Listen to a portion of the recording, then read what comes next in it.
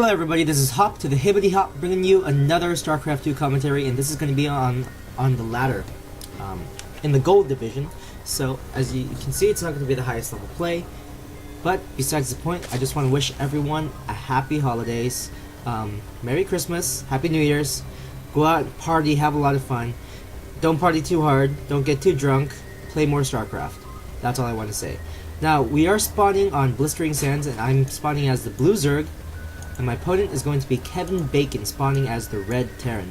But this is Blistering Sands. I actually haven't played on this map in a long time, so it's going to be kind of interesting to see what happens. I'm sending my Overlord out, trying to make sure that I don't go right over his base, so I don't get killed by Marines. So my opponent is building a supply depot in the front, so there's a possible chance that I could be baneling busting. Fortunately for you, the audience, you don't know what's going to happen, because you did not play this game. But I did. So, at this point, I'm sending out my scouting drone to see what is going on in his base. Oh, excuse me, my throat's been kind of acting up. So I got my tea right beside me. My good old tea. Lavender, yes. Anyways, my drone is going to be coming up here to try to harass the worker that is building this barracks. And my opponent is wisely going to bring down a worker to ward off my drone. I am getting a 14 pool, so I'm getting a 14 pool right now. And if you see right here, my drone gets stuck. And if this ever happens, what you want to do is you want to click on a mineral patch. And if you do that, your drone will actually be like a ghost and just slip through and go through units. So, you know, if your drone ever gets stuck anywhere, trapped or surrounded, just click on a mineral patch and you're good. And I am going for a gas steal. So, this can be really annoying for Terran who want to do some kind of early rush. I'm especially using 2 gas, so like a siege tank rush or whatnot. So I have taken the gas, and I am going to be able to get a little more scouting in. So as you saw, I got the 14 pool, and I got a 14 spawning pool as well. I meant a 14 hatchery and a 14 spawning pool. Wow. So I do cancel the gas and I rebuild. My opponent here is getting a command center, so he is going for a really early expansion, very early expansion.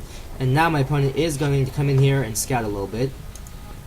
He's going to see that my spawning pool is about halfway done, a little more than that.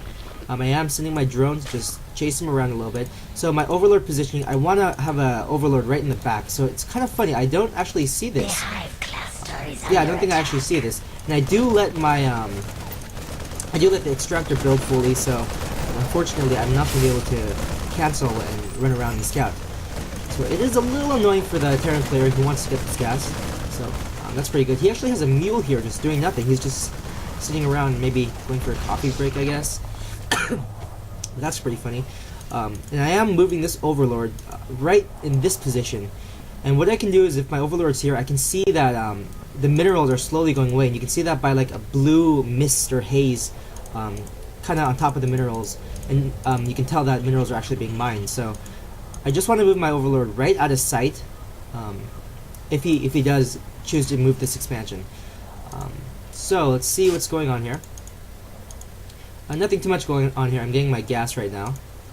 I do have quite a bit of minerals, so I'm not macroing too best. Let's take a look at our income tab.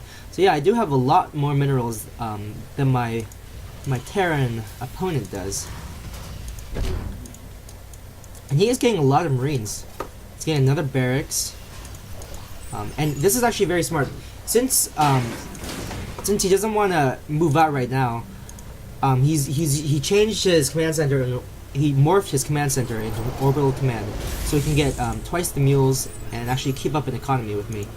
And right now I am actually scouting with my Overlord, because the reason I have a scout up here and not in the front is because a lot of Terran, they like to hide their buildings in this kind of back area.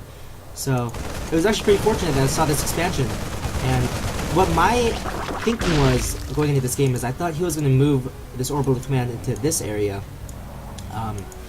And so I think I'm going to have a few Zergling scouts go out to this area, check it out. I am getting a couple spine crawlers, just because I wasn't too sure what he was going. I was actually expecting marauders, because I did see that tech lab. I think I saw that tech lab. Maybe not. Okay, I did not see anything. Wow. But besides the point, my opponent is going to be getting a reactor. and he is building a factory. He might switch with the reactor in order to do some Hellion harass, but I'm not too sure. So here go my Zerglings. I'm gonna take the tower, see if he did land his command center, but I see that he didn't. So well, actually, I don't know what I'm doing here. I'm kind of dancing around with my Zerglings. Yeah, I'm trying to leave one there. So yeah, I did actually get my Baneling's Nest pretty late. I am a few harvesters ahead of my opponent, but I could definitely use a lot more. I'm definitely not doing that great of a job macroing. Again, as you can see, I have quite a bit of minerals. So I'm getting my layer so I can get my Mutalisk. So the build I'm going is Mutaling.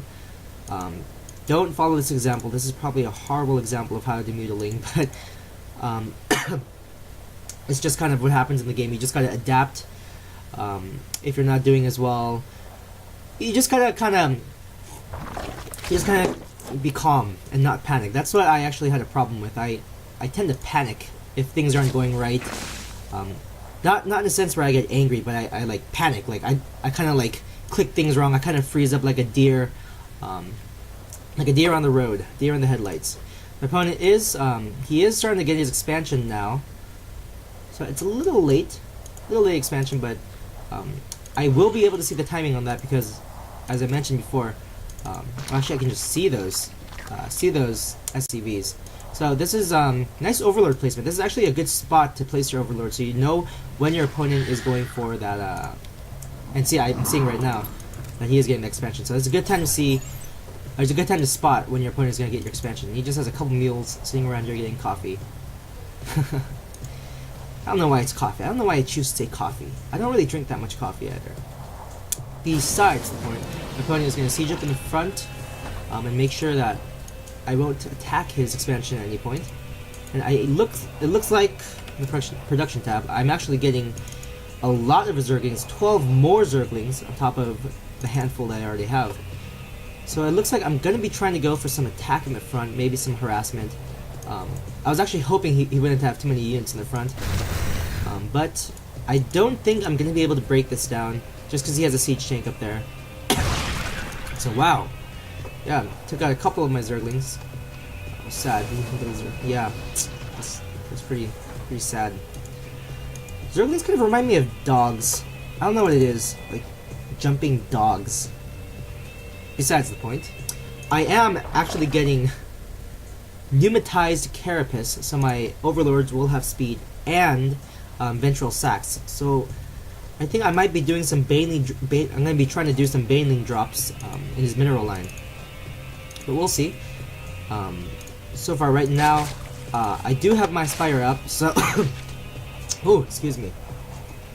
I do have my spire up, so I am going to be getting Mutalisks very soon.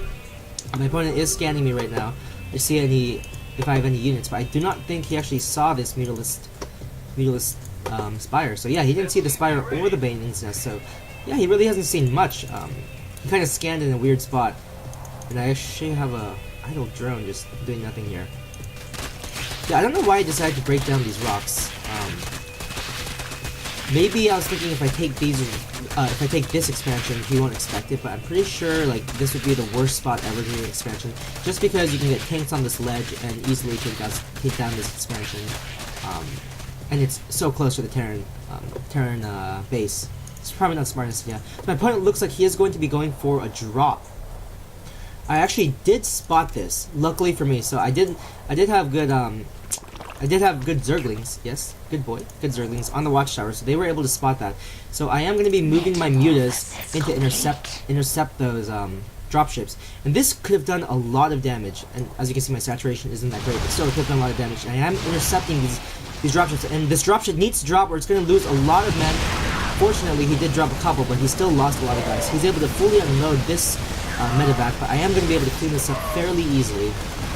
I am going to start moving some of my forces back. I am getting a third expansion in this very open and vulnerable area, so probably wasn't the best choice. I probably should have taken this gold expansion, or maybe even this cross position expansion. Either way, I am moving in for an attack, this probably isn't a very smart idea, as he does have a lot of siege tanks up. He doesn't have too many marines, so these banelings won't do too much against these marauders. And I am trying to do a dual